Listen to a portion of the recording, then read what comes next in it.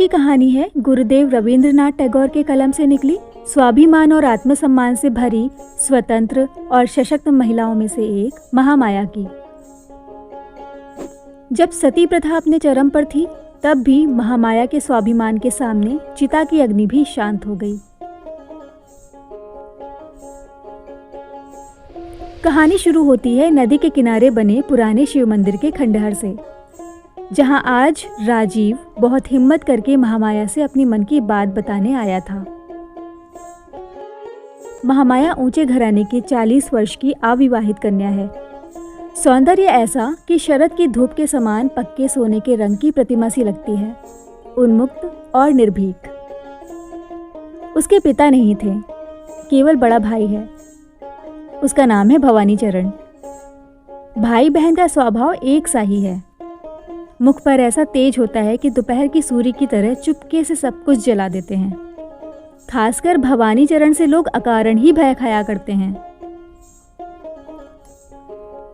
राजीव लोचन परदेसी है। राजीव के पिता यहाँ एक रेशम की कोठी में काम करते थे। उसके पिता के स्वर्गवासी होने के बाद कोठी के बड़े साहब ने राजीव के लालन पालन का सारा भार अपने सर ले लिया। राजीव की देखभाल के लिए केवल उसकी बुआ साथ थी। राजीव अपनी बुआ के साथ भवानी चरण के पड़ोस में रहता था। महामाया उसकी बाल सहचरी थी और राजीव की बुआ के साथ उसका सुदृढ़ स्नेह बंधन था। 19 वर्ष की आयु होने पर भी राजीव ने अपने बुआ के अनुरोध पर भी विवाह करना नहीं चाहा। कुछ समय बाद बुआ भी स्वर्गवासिनी बनी। इधर ताकत से अधिक खर्च किए बिना महामाया के अनुरूप और योग्य पात्र मिलना कठिन हो रहा था और उसकी कुमारी अवस्था भी क्रमशः बढ़ती जा रही थी। प्रणय बंधन में बांधना जिन देवता का काम है, वे यद्यपि इन दोनों के प्रति अब तक बराबर लापरवाही दिखा रहे थे, किंतु कामदेव का प्रभाव भिन्न भिन्न प्रकार से पड़ा करता है। उनके प्रभाव में आकर राजीव अपने मन की दो बातें कहने के लिए पर्याप्त अवसर ढूंढ रहा था, पर महामाया का निस्तब्ध गंभीर चितवन राजीव के व्यथित हृदय में एक प्रकार का भय पैदा कर देती थी। आज बहुत साहस बटोरकर राजीव उसे उस शिवालय के खंडहरों में ला सका। उसने सोचा कि जो कुछ उसे कहना है आज सब कुछ कह सुन लेगा। उसके बाद या तो जिंदगी भर सुख में रहेगा या तो आत्महत्या कर लेगा। महामाया कुछ बोल नहीं रही थी, बस तिरस्कृत दृष्टि से राजीव को देख रही थी, जैसे कहना चाहती थी कि अब तक मैं तुम्हारी सारी बातों का समर्थन करते आई हूँ, इसीलिए तुम्हारा साहस इतना बढ़ गया है कि तुम बेसमय मुझे यहाँ ले आए हो। राजीव हमेशा से महामाया से थोड़ा डरता था और उस पर से आज ये चितवन। अतः वो हड़बड़ाकर कह बैठा, मैं चाहता हूँ कि यहाँ से कहीं भाग चले और वहाँ जाकर दोनों विवाह कर लें। राजीव जिन भावनाओं को प्रकट करना चाहता था उसने ठीक वही प्रकट किए, लेकिन जो भूमिका बनाकर वो लाया था वो ना जाने कहाँ गुम हो गई। उसने अपनी बात ऐसे बोली कि सुनने में भद्दे और अजीब लगे। वो खुद भी सुनकर भौचक्का सा रह गया, पर आगे कुछ ना बोल पाया। शिवालय के खंडहरों में सरिता के तट पर इस जलती हुई दोपहरिया में पूरी तैयारी के साथ महामाया को बुलाकर उस मूर्ख ने केवल इतना ही कहा, चलो हम कहीं चलकर विवाह कर लें, और उसके बाद पाठ भूले हुए छात्र के समान सक पकाकर चुप रह गया। महामाया को मानो ये आशा ही ना थी कि राजीव उसके सामने ऐसा प्रस्ताव रख देगा, इसलिए वो कुछ देर चुप खड़ी रही। दोपहरी की अलग अलग अनिर्दिष्ट करुण ध्वनियां उस सन्नाटे को खत्म कर रही थीं।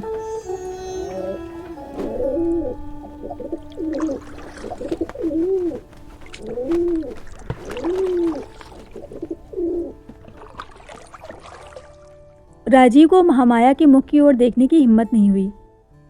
वो चुपचाप दूसरी ओर निहारता रहा। कुछ देर बाद राजीव ने भिक्षुक की तरह महामाया की मुख की ओर देखा। महामाया ने उसका मतलब समझा और सिर हिलाते हुए कहा, नहीं, ऐसा नहीं हो सकता। राजीव निराश हो गया, क्योंकि वो जानता था कि महामाया का फैसला उसकी अपने मन से होता है और किसी में इतनी ताकत नहीं कि उसे बदल सके। कुछ भी हो, महामाया समझ गई थी कि उसके अपने ही विचारों और व्यवहार के कारण राजीव का घमंड यहाँ तक चढ़ गया है, और उसी क्षण वहाँ से जाने लगी। राजीव ने उसी समय कहा, कल ही यहाँ से चला जा रहा हूँ। महामाया ने पहले तो विचारा कि अब उसे ऐसा भाव दिखाना चाहिए कि जहाँ चाहे रहे, इससे उसे मतलब नहीं, पर दिखा न सकी। पग बढ़ाना चाहा पर बढ़ा ना सकी। उसने शांत मुद्रा में पूछा, क्यों? राजीव ने कहा, हमारे साहब की यहाँ से सोनपुर के लिए बदली हो गई है, वे जा रहे हैं, सो मुझे भी साथ लेते जाएंगे। महामाया कुछ देर तक कुछ ना बोल सकी। थोड़ी देर बाद उसने अपने होठों को थोड़ा सा खोलकर कहा, अच्छा। और इतना ही कहकर वो जाने लगी। इतने में राजीव ने चौंक कर कहा, भवानी बाबू। महामाया ने देखा भवानी चरण शिवालय की ओर आ रहे हैं। समझ गई कि उन्हें सब पता लग गया है। राजीव ने महामाया पर अकस्मात मुसीबत आते देखा तो शिवालय से भागना चाहा, किंतु महामाया ने हाथ पकड़कर उसे रोक लिया। भवानी चरण शिवालय के खंडहरों में पहुंचे और फिर एक बार चुपचाप दोनों की ओर देखा।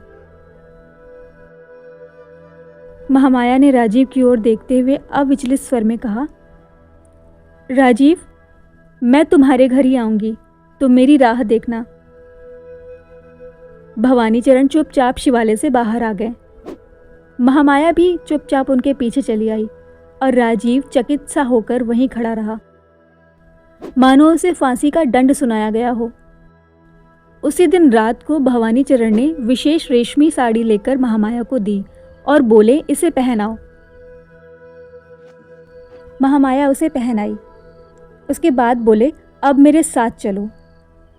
आज तक भवानी चरण की आज्ञा का किसी ने उल्लंघन नहीं किया था। महामाया भी चुपचाप चल दी। दोनों नदी के किनारे शमशान भूमि पहुंचे। वहां गंगा यात्री के घर में एक बूढ़ा ब्राह्मण अंतिम घड़ियां गिन रहा था। उसकी खटिया के पास दोनों पहुंचकर खड़े हो गए। घर के एक कोने में पुरोहित ब्राह्मण मौजूद था। भवानी चरण के संकेत से वो शीघ्र ही शुभ अनुष्ठान की तैयारियां करके पास आ खड़ा हुआ। महामाया समझ गई कि इस मृत्यु को आलिंगन करने वाले इंसान के साथ ही उसका विवाह होगा। उसने रत्ती भर भी विरोध नहीं किया। पास में ही जलती हुई दो चिताओं के प्रकाश में उस अंधेरे से घर में उस मरणासन्न व्यक्ति के साथ महामाया का पारिग्रहण संस्कार करा दिया गया और अगले ही दिन महामाया विधवा हो गई। इस दुर्घटना से महामाया को तिल मात्र भी शोक न हुआ और राजीव भी अचानक महामाया के विवाह की सूचना पाकर जैसा दुखी हुआ था, वैधव्य की सूचना पाकर उससे कुछ खुशी सी हुई। पहले उसने सोचा कि साहब को सूचना देकर उसकी सहायता से इस अत्याचार पर किसी प्रकार प्रतिबंध लगा दे। तभी उसे याद आया कि साहब तो सोनपुर जा चुके हैं। राजीव को भी वो साथ ले जाना चाहते थे, पर एक मास का अवकाश लेकर वो यहीं रह गया। महामाया ने उसे वचन दिया है, तो मेरी राह देखना। उसकी वो किसी प्रकार भी उपेक्षा नहीं कर सकता। इतने में बड़े जोर की आंधी के साथ मूसलाधार वर्षा होने लगी। आंधी क्या थी, भयंकर तूफान था। राजीव को ऐसा महसूस होने लगा मानो अभी उसके सर पर मकान ही टूट पड़ेगा। जब उसने देखा कि उसके अंतःकरण के समान बाह्य प्रकृति में भी एक प्रकार की प्रलय सी उठ खड़ी हुई है, तब उसे कुछ शांति सी मिली। उसे ऐसा प्रतीत होने लगा मानो स्वयं प्रकृति ही आकाश पाताल एक करके उससे कहीं अधिक शक्ति का प्रयोग करके उसका काम पूरा कर रही है। इसी समय बाहर किसी ने द्वार पर जोर से धक्का मारा। राजीव ने जल्दी से दरवाज़ा खोला। घर में भीगे वस्त्र पहने एक स्त्री ने प्रवेश किया। चेहरे पर लंबा अवगुंठन पड़ा हुआ था। राजीव ने उसी क्षण पहचान लिया, ये तो महामाया है। उसने आवेश भरे स्वर में पूछा, महामाया, तुम चिता से उठाई हो? महामाया ने कहा, हाँ, मैंने वचन दिया था कि मैं तुम्हारे घर आऊंगी, उसी वचन का पालन करने आई हूँ।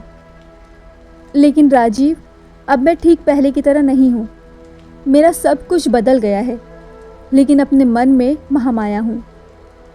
अब भी बोलो, और यदि तुम मुझे वचन दो कि तुम मेरा अवगुंठन कभी नहीं हटाओगे, मेरा मुख कभी ना निहारोगे, तो मैं जीवन भर तुम्हारे साथ रह सकती हूँ।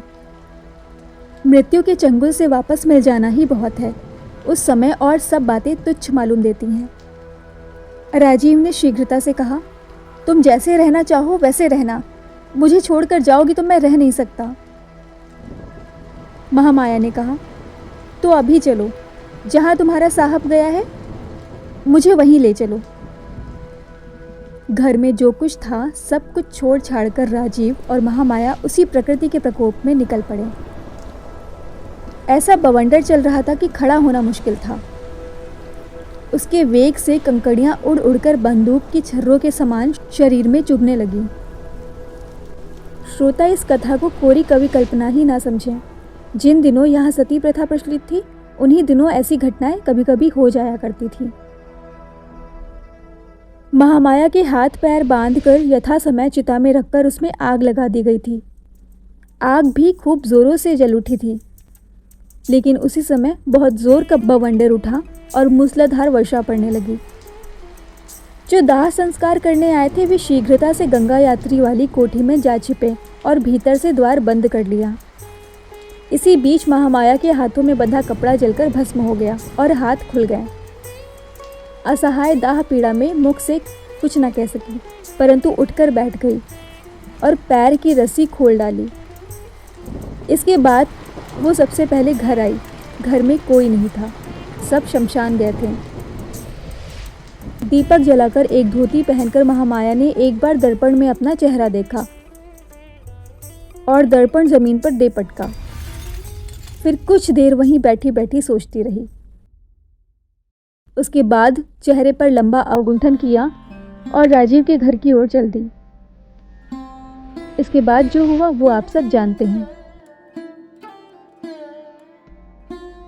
महामाया अब राजीव के पास ही रहती है, लेकिन राजीव के जीवन में सुख शांति नहीं है। दोनों के बीच केवल अवगुंठन का ही व्यवधान है, लेकिन वो अवगुंठन मृत्यु से भी बढ़कर पीड़ा उत्पादक है। एक तो पहले ही महामाया की शांत प्रकृति है, उस पर से ये अवगुंठन। राजीव अब ऐसे रहने लगा जैसे उसे मृत्यु की चलती फिरती पुतली ने घेर लिया हो। वो पुतली उसके जीवन को आलिंगन करके नित्य प्रति उसे क्षीण करती जा रही है। राजीव पहले जिस महामाया के नाम से परिचित था, उसे तो उसने खो दिया। अब तो वो केवल उसकी सुंदर बाल स्मृति पर ही जीवन को अवलंबित करके इस दुनिया में रह सकता है, परंतु उसमें भी अवगुंठन युक्त पुतली सदैव पार्श्व में रहकर बाधा पहुंचाती रहती है। रात दिन साथ रहती हुई भी वो इतनी दूर चली गई है, मानो राजीव से उस दूरी को पार नहीं किया जाता। इस प्रकार ये दोनों चिरपरिचित संग रहित साथी भिन्न भिन्न जीव के रूप में बहुत काल तक साथ बने रहे।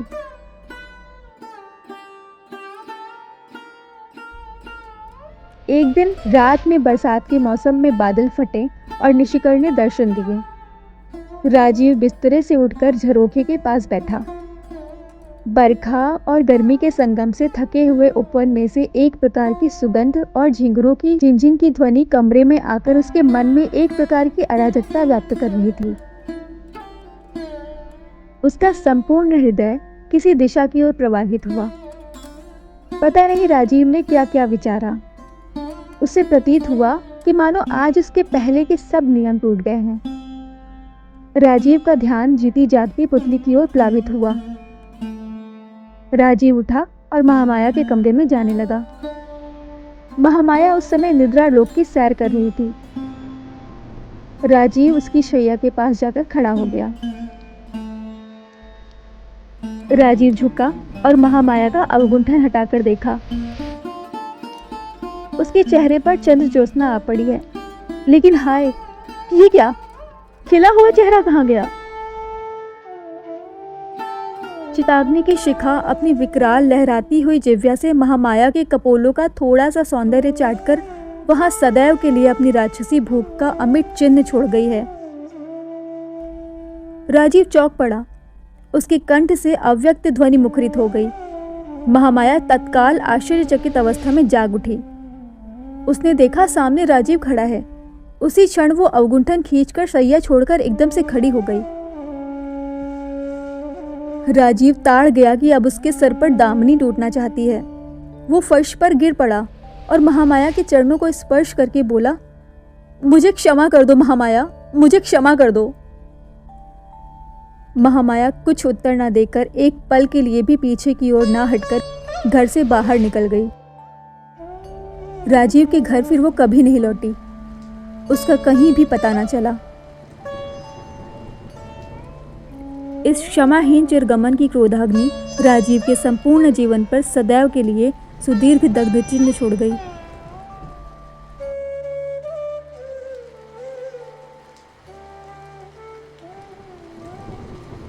आशा है आपको कहानी पसंद आई होगी। अगर हाँ तो कहानी को लाइक करिए, शेयर करिए और चैनल को सब्सक्राइब करिए।